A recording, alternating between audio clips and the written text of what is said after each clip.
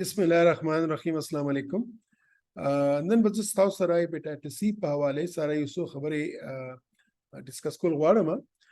چې کله هم زما مریض د هیپاټایټس سی مریض راشي هغه کې موږ وایو چې ستاسو هیپاټایټس سی دی یا کې هیپاټایټس سی مریض تشخیص وشي نو هغه یې څو تفصیلونه کوي او زه به کوشش کوم چې په دې ویډیو کې هغه سوالات جواب درکم. اول خو عموما زمانه دا تاسو کېږي چې ډاکټر صاحب د هیپاټایټس سی څه شی دی دا څه بلا ده. نو هیپاټایټس سی چې دی دا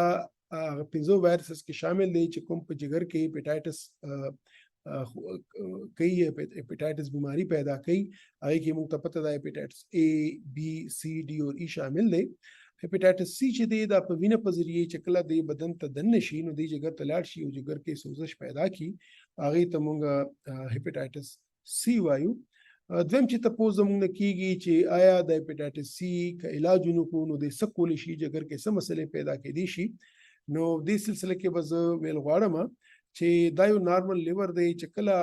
هم دا دې باندې هیپاټایټس سی جراثیم حمله وکړي او د کرونیک هیپاټایټس مرحله به وایي چې دې کې دا دایمي سوزش جګر پیدا شي او په دې وخت چې د جګر رو چې د ګرمایش علی او د کې لګ د انزایم زیاتېږي بدن خوږیږي لږ دردونه کېږي ستوماني ستړی راځي او که دې علاج ونشي په دې مرحله باندې نو تقریبا په 15 کالو کې د دې جګر چې دی دا راټول شي د دې سوکړاو جوړ شي او دې ته موږ سیروسس وایو او بیا د سیروسس په پیچیدګي کېږي دا غي ټول خطرناک پیچیدګي ده چې هغه کې د لیور کینسر جوړېدی شي. نو دا لازمه ده چې موږ د دې کرونیک هیپاټایټس سی چې څومره زر نظر کچته موجود وي د دې علاج کو تاکي جګر په دې ځای ټیک پاتې شي او دا سیروسس لاړ نشي او که سیروسس تلی نو دا کینسر جوړ نشي. نو دا هیپاټایټس سی علاج ځکه ضروری دی چې کدا علاج ونشي نو دا جګر کې پیچیدګي پیدا کولی شي. بیا زمانه دام سوک تاسو عموما تاسو کېږي چې د هیپاټایټس سی د معلومات بسنګ کو نو د هیپاټایټس سی معلومات لمنه خدا دی چې یو ټیسټ کېږي ان ټي ایچ سی وی چې کله هم څوک وینه ورکوي یا چېرته سکرینینګ کېږي یا چېرته ویزې ته چا اپلای کړي نو چې کله موږ ته مریض راشي چې جی زما خدای هیپاټایټس سی یا جراثیم ښکاره شوی دی تور زیړی ښکاره شوی دی نو موږ هغې ته وایو چې ګورې اول به موږ دا ګورو چې آیا د ستا جراثیم ژوندی دی او که مړ دی او که دا په خپله مړ شوی نو د علاج ضرورت نشته دی او که دا ژوندی وي علاج به وکړي الله به خیر کړي. نو د دې پته لګي د دې په پی سی آر باندې موږ ورته پی سی آر کوو دا لیبارټري ټیسټ دی سوینې دوه ټیسټونه کوو چې پته ولګي چې آیا دا جراثیم ژوندی دی یا مړ دی او دې نه پس الټراساونډ هم کوو چې پته ولګي آیا جګر ته خو څه نقصان نه دی رسېدلی او سره موږ فایبروسکین هم کوو چې آیا د جګر دننه نه خو څه ګرمایش نه دی اخیستی. دا امپورټنٹ خبره ده عموما دا زموږ د مین خبره ده چې موږ ته مریض ته پوښتنه کوي چې ډاکټر صاحب د علاج به څنګه کیږي یا د علاج څنګه کومه. نو دا یو خبره خو تاسو په ذهن کې وساتئ چې دا لازمي ده چې کله هم د هیپاټایټس سی جراثیم معلوم شو چې بدن کې شته د دې علاج لازمي دی او کله نه کله داسې کیږي چې موږ د علاج لږ لیټ کوو مریض ته وایو چې لږ صبر وکړه لا د علاج ټیم نشته دی. هغه کوم وجوهات دي هغه درې وجوهات دي. یو خدا دې که مریض چې دی جنرالي ډېر کمزوري وي د کې وینې کمې وي د سینې د زړه سي بیماری وي چې هغه ډېره زیاته وي یا خدای مقدر له کینسر وي یا د شوګر وي هغه ډېر زیات اوټ اف کنټرول وي نو په دې حالت کې موږ علاج نه شروع کوو بلکې اول دغه بیمارو موږ علاج کوو. ځین دا په زنانو کې کله زنانو حملي هغوی ماشوم په خېټه یا هغه ماشوم ته پی ورکوي نو په دې مرحله کوم چې دی موږ علاج نه کوو لږ صبر کوو چې کله حمل ختم شي او د ماشوم په علاج پوره کړي نو بیا موږ ورته علاج کوو. الحمدلله د هیپاټایټس سی علاج بهترین علاج موجود دی او ډېر ساده دی آسان دی په ګولو مشتمل دی او ډېر هم یعنی افیکټیو ګولې دي او د علاج ډېر محفوظ علاج هم دی. د دې څه مضر اثرات نشته دی څنګه به چې اغوستنو سره مضر اثرات هو خو بیا هم دا لازمي دی چې کله ستاسو ته دا علاج شروع شي ډاکټر سره میاشت ورځئ چې هغه د ستاسو ټیسټ کوي چې آیا د ګولو خدا نه خواسته چې څه مضر اثرات خو نه دي راغلي. چې کله ستاسو د 3 میاشتو کورس پوره شي تاسو ته یو پی سی آر مونږ کوو چې پته ولګي د جراثیم مړ شو که مړ نه شو چې مړ شوي وي خو بیا مونږ راتلونکي 3 میاشتو پس چې دی بیا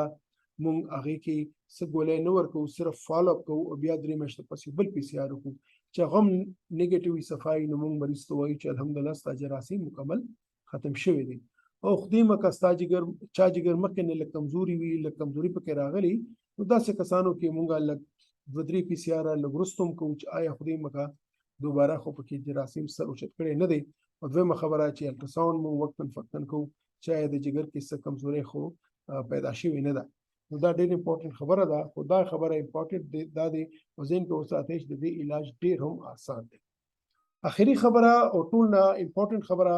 چې زموږ نه تپوس کوي چې د زیړي کې به د څه پرهیز کوم او دا یو غټه غلطفهمي ده چې زموږ ټول خویندې وروڼه چا چې هیپاټایټس سی وي یا هیپاټایټس بي وي هغوی په ځان باندې پرهیزونه شروع کړي نو خدای دپاره دا یاد وساتئ چې په هیپاټایټس بي یا سی کې بیخي څه قسم پرهیز نشته بیخي څه قسم پرهیز نشته بلکې زه به دا تاسو ته وینا کول غواړم چې په انساني جسم کې جګر چې دی دا د یو فیکټري په مثال دی چې موږ څوم خورو هغه خوراک چې کله هضم شي نو دی جګر ته لاړ شي جګر کې دا پروت وي او بیا وقتاً فوقتاً دی جګر مختلف اعضاء ته د خوراک یا د ټونکس د طاقت رسي په هیپاټایټس بیماری کې جګر چې دی هغه د خوراک ذخیره کولو صلاحیت لکم کی دا کم کیږي د لپاره دا ضروری دی چې د هیپاټایټس چې کوم مریضان دي هغه ښه متوازن او ښه د طاقت نه भरपूर خوراک کوي چې په جګر باندې زور ناراضي او مریض زر نظر ټیک شي د هیپاټایټس او سیروسس د تور زیړي چې کوم مریضان دي هغه ته کم از کم په ورځ کې 15 ځله خوراک وکړ دی ساره ناشتا غرمې ډوډۍ ناشته او غرمې ډوډۍ مس کې چې دی سجوس یا بل څه خوراک ماخام ډوډۍ او د ماخام ډوډۍ او غرمې ډوډۍ مس کې چای او بیا د وته کېدو مخ کې سجوس په وغیرہ دا ډیر لازمي دي یو بل ضروري خبره چې زه ویل غواړم تاسو ته چې د څنګه چې ما وایي چې علاج په دوران او علاج نه پس بیخي څه پرهیز نشته او که پرهیز کوئ نو دې سره ستاسو جګر ته نقصان رسېدی شي ها چې کوم نسوار یا سیګریټ کوي دا دینه تاسو پرهیز وکړئ ځکه چې اوس ریسرچ دا خبره خولې ده چې د زیړي مریض چې کوم دی هغه د نسوار سره او سیګریټ سره د جګر ته نقصان رسي خخ مزدار خوراک کوي د خپل د مینه خوراک کوي خپل ژوند تیروي د خپل ټول کور والا ټول ته هیپاټایټس بي ټیسټ وکړي او هیپاټایټس بي ویکسین وکړي خو یو خبره چې لږ پکې پرهیز پکار دی چې تاسو ګمنز تاسو برش تاسو ناخن تراش تاسو ریزر استرا تولیا دا بیا لکه ځکه دې سره یو نه بل تاسو د هیپاټایټس بي یا سی خورې دی شي تاسو لوخي بیا لولو ضرورت بالکل نشته دی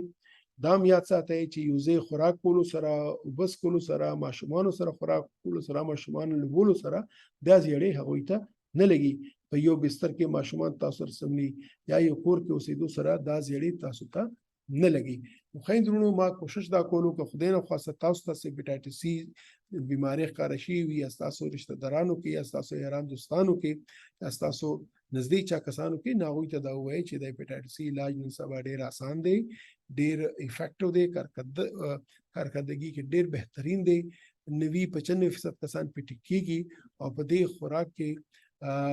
بیخي څه پرهیز نشته دی هر قسم شي خوري خو نارمل ژوند تیروي دا یریږي ما چې دا زیړې دی او دا بس کیږي الحمدلله هغه ورځې تیرې شوې چې د زړه د خلک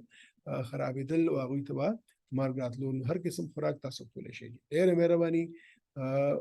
تاسو مننه امید دي چې زما د دې سو خبر سره تاسو په ذهن کې کومه غلطفهمیانې وي هغه بل لري شي خداحافظ علامه آباد خوشاله